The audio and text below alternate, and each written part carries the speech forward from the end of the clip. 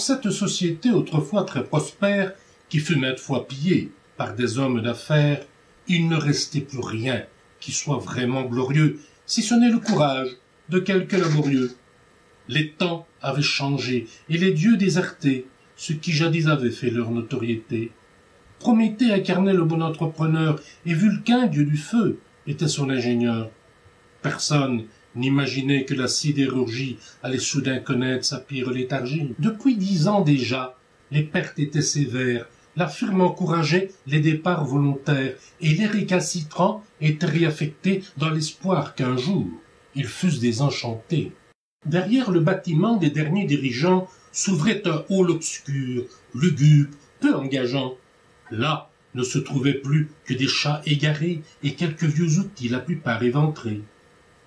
C'étaient des laminoirs qui avaient aminci de longs blocs d'acier, les allongeant aussi, pour que finalement ils se réduisent en tôle et ressortent en bobine tout au bout de ce hall. La récupération des métaux non ferreux attirait les acheteurs aux appétits fiévreux, mais aussi des voleurs au courant du marché, avides des trésors qu'ils pouvaient dénicher. Tout semblait consommé dans ce lieu cafardeux, et je n'osais penser qu'un homme courageux attendait l'impossible dans un local perdu au milieu du chaos des métaux invendus. Je m'y rendis pourtant, soucieux de ma mission, mais aussi captivé par sa résolution. Que veut vraiment cet homme, me disais-je dérouté, en forgeant la méthode que j'allais adopter? Je frappai plusieurs fois, et ce fut le silence. Sans réponse, j'ouvris, car je perdais patience. 2 livres et 2 plans, le sol était jonché. Sur les murs, plus de cadres, tout était décroché. Ni meubles ni tréteaux n'étaient restés en place. J'éprouvai tout à coup un sentiment d'angoisse. À 10 pas devant moi surgit de l'ombre obscure une lumière ayant les yeux d'une figure. Debout comme un zombie au milieu de la pièce, un homme me fixait, affichant sa détresse. Son casque reluisait, comme le dernier phare qui annonce au bateau qu'un danger se prépare. Les récifs étaient proches. Pour qui allait oser l'obliger à quitter son repère insensé? Je me sentais prévenu, et loin de moi l'idée d'accomplir une mission qui se serait soldée par un simple rapport accusant de délit un homme dont le tort était d'avoir servi une machine soudainement obsolète, parce que le marché la disait désuète. Le coccyx soutenu par un haut siège sel, objet d'antiquité du monde industriel, cet homme me donna l'impression d'un fantôme quand soudain il brandit devant moi un diplôme.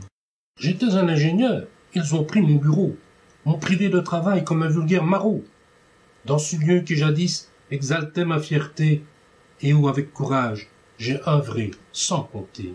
Sous son casque, astiqué comme au temps de sa gloire, quand il pouvait encore entretenir l'espoir, de rares cheveux blancs couronnaient sa pâleur.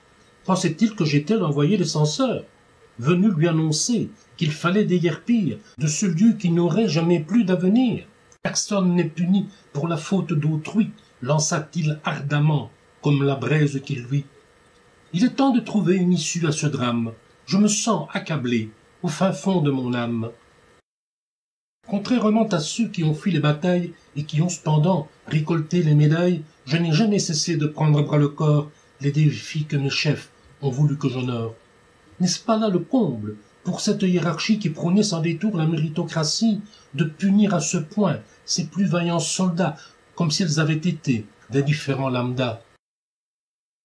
Perturbé, je l'avoue, par son discours sincère, d'autant plus que j'avais aussi comme adversaire ces dirigeants malsains, opportunistes et vains, experts en apparence, promesses et baratins.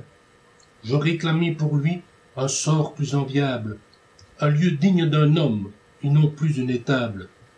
Le lendemain matin, je reçus une lettre, m'exhortant méchamment de ne plus compromettre ce que la direction appelait dégraissage et que j'assimilais aux horreurs d'un autre âge.